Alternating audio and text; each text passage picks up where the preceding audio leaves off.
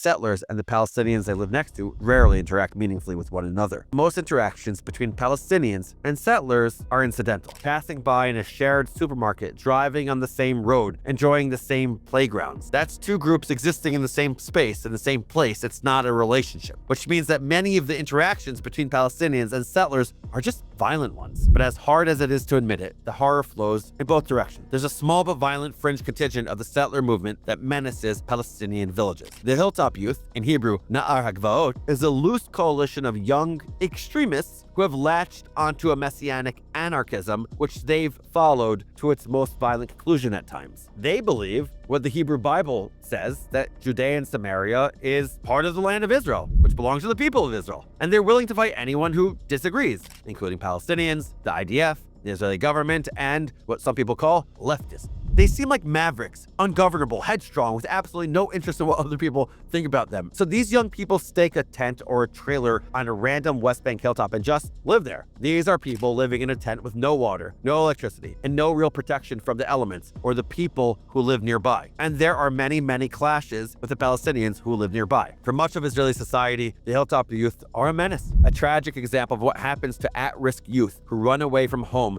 to live on isolated hilltops. But the Hilltop Youth don't see themselves as crazy or as terrorists. They see themselves as pioneers. For now, the Hilltop Youth and other extremists are a tiny minority among the 500,000 Israelis who live in the West Bank. If you want to get the full story, check out Unpacking Israeli History, link in the bio.